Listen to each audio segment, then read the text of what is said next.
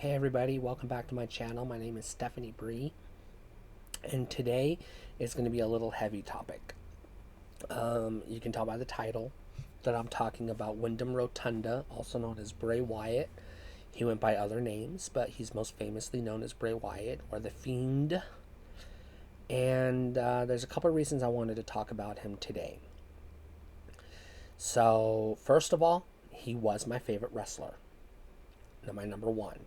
My number two favorite wrestler was The Miz, and my number three is Nikki Cross. But Bray Wyatt was number one. So this hit me really hard. And I have bipolar disorder. So before I talk about Bray Wyatt and what he meant to me, I'm just going to go ahead and say I have bipolar disorder. And sometimes I have highs, sometimes I have lows. The day that I found out he died, it was last Thursday, that triggered a manic episode. And I went 4 days without sleep. I slept, like, Monday, I think it was, I slept a little bit. And then I slept 2 hours yesterday. And then I slept like 5 hours last night. So I have not been getting good sleep. Now, it's not all strictly because of Bray Wyatt. I'm not like dwelling on it or crying or anything like that. But his death did trigger a manic episode. And I have to write it out. And that's all there is to it. So that's how it affected me personally. So let's talk about the man and why he was so important to me. Let's start with the beginning. I got into professional wrestling a few years ago because I met a professional wrestler by the name of Sam Houston. His real name is Michael Smith. He's not that famous, but his brother, Jake the Snake, is one of the all-time greats. So I had a personal relationship, professional but personal relationship with Michael Smith, Sam Houston. I did some work for him. I did a job for him. And he took me on a road trip to the Professional Wrestling Hall of Fame. It was one-on-one road trip. It was me and him in a car. He paid for everything.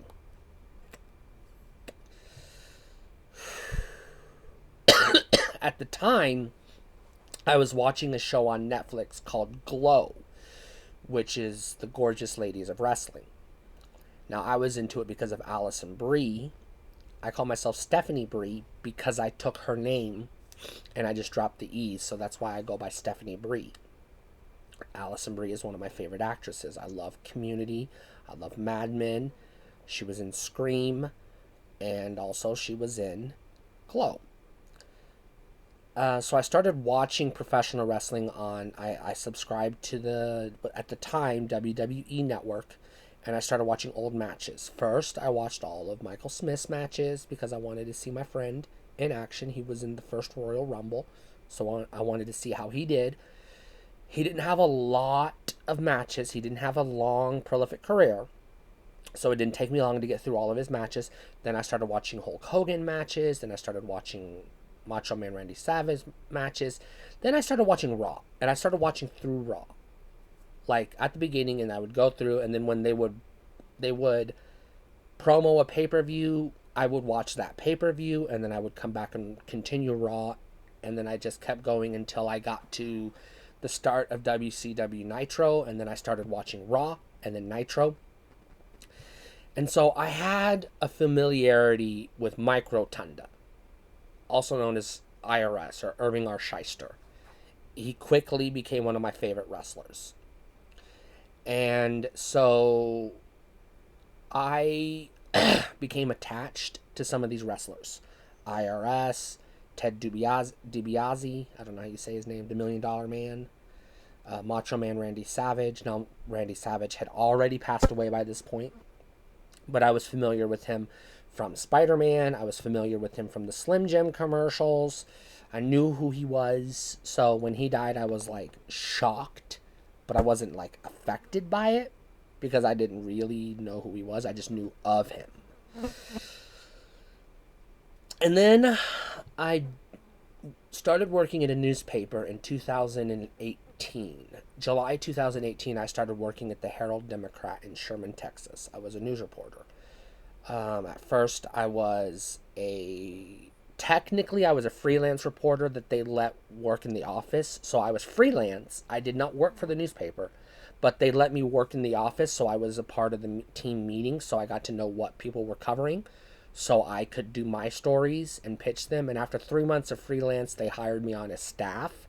And my first position was as a education reporter, and then they made me the business reporter, government reporter of the city of Denison. So I covered all of the city of Denison stuff: government meetings, economic development meetings, planning and zoning meetings, school board meetings, you name it. One of my co-workers at the Herald-Democrat was a big-time wrestling fan, who was also a big-time Dungeons & Dragons fan. So he invited me to his Dungeons & Dragons group at the church he went to on Friday nights. Now, it wasn't a church-sponsored event. It was just the D&D group met at this church in their lobby because the church opened their lobby to the group. So there was no, religious connections. So we started playing Dungeons & Dragons together, and him and I started talking wrestling together, and he introduced me to NXT, so I started watching some NXT, and I didn't get into it. I lived out in the country, so I couldn't get cable, and I couldn't afford satellite, so I bought an antenna, and I put it on a pole and stuck it on top of my trailer. I lived in a trailer, a little camp trailer, and I pointed it towards Dallas, because I was like 50 miles from Dallas. So I looked up online, where do you get TV stations from Dallas? So I figured out where the antennas were, where their broadcast towers were. I pointed my antenna over there, and I picked up all the Dallas TV stations. And one of the TV stations I picked up had Ring of Honor Wrestling. So I started watching Ring of Honor Wrestling. And then this fueled my appreciation for the sport. And then I discovered on Fox, because I left the newspaper and I went to go work at a TV station, and I became a producer of a Fox affiliate. So I was producing a newscast on the Fox channel, and on Friday nights, my show would go off, and then SmackDown would come on right behind it. So I started watching SmackDown. One of the very first episodes I watched had The Fiend as a character. And I was instantly like, that's my guy, The Fiend. Because I'm a horror fan. I'm also a comic book fan. So for me, wrestling is kind of like a little bit of action figures. Because they're like action figures.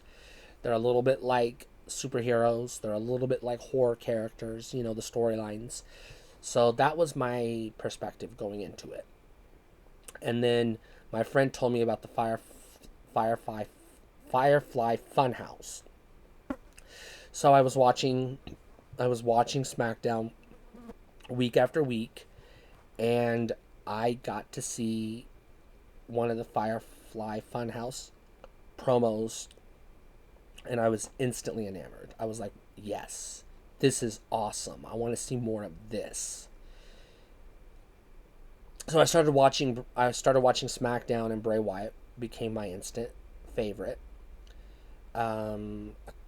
Couple years later, this would have been 2021.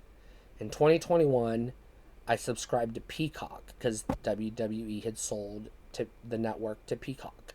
So I subscribed to Peacock, and I was watching old episodes. Again, going back to the 90s, watching old episodes of Raw. And somebody told me, did you know that Bray Wyatt's dad is IRS? And I was like, no, I didn't. Now, IRS was one of my favorite legacy characters. So as soon as I found out that his son was Bray Wyatt, that gave me a connection to Bray Wyatt, a personal connection. Because now it was, oh, he's a legacy character.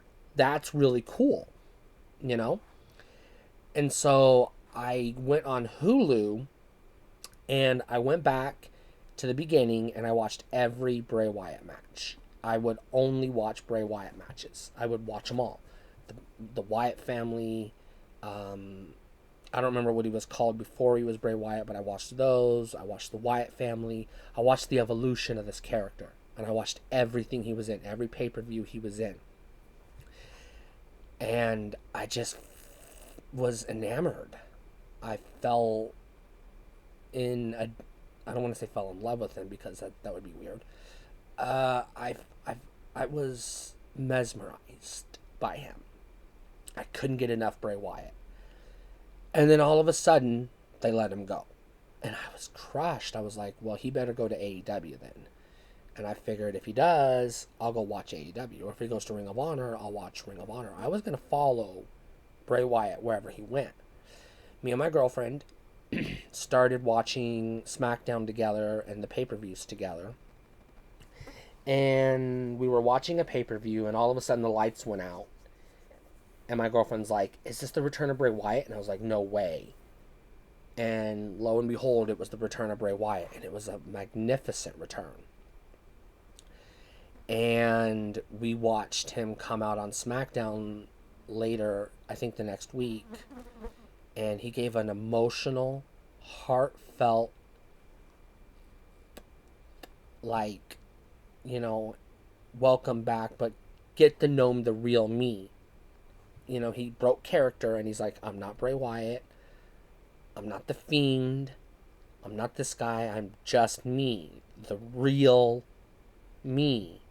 And he talked for like 10 minutes and he just opened his heart to the fans. We should have known at that time that something was going on because wrestlers don't do that very often unless something is happening in their lives. And then he had that Mountain Dew match with LA Knight, the pitch black match. And then he disappeared. Didn't hear from him for months. And there was a lot of speculation and a lot of rumors, and I was just like, well, he'll come back when he comes back, you know. And I was sitting there talking to my girlfriend. We were having a regular conversation about whatever we were talking about, and she just stopped, and I could see it on her face. And I was like, what's wrong? And she's like, Bray Wyatt died. And I didn't believe her. I was like, no, say that again? And she's like, Bray Wyatt died. I was like, that's not possible. You have to be reading that wrong. So I had to see it for myself. She retweeted Triple H's tweet, so I went to her Twitter and I read it myself. And then I went to Google and I confirmed it, and I was like, no way. This is impossible. And I was frozen in time inside my mind for 3 days. I just couldn't get over it. I couldn't, I watched the tribute videos on YouTube, and then I watched the WWE SmackDown tribute they did, and then I watched some of his old matches on YouTube, and then I spent 3 days in a brain fog. I just couldn't accept it. I couldn't believe it. I was like in shock. This man touched me in ways I can't really explain. Can't put into words. I connected with his character. I have mental illness myself. I deal with demons. I'm a pagan witch in real life, so I have had experience with demons. So I know what it's like to have demons in your life and wrestling with that. And he captured that so brilliantly. And just to lose him like that, just like out of the blue. There was no warning, there was no build up, there was no word that he had been struggling with an illness. It was just like one day he's healthy, the next day he's dead. And I just couldn't accept it. I couldn't believe it. I was in total shock. And then Sunday, I started to, I'd done my crying, I'd done my mourning. On Sunday, I decided to do something. I'm not going to say what I did, but I did something on Sunday to give me closure. And then I slept on Monday. Sunday night, Monday morning. I slept, finally, for the first time in days. I finally slept. And I'm still kind of reeling from it, you know? It just still doesn't feel real. I keep expecting to wake up and find out it was just a dream, you know? And I can't imagine how his family feels. I can't imagine how his friends feel. I can only imagine how fans feel. And, you know, I never got to see him live. And now I never will. And it just bothers me. But that's my story. Thanks for watching.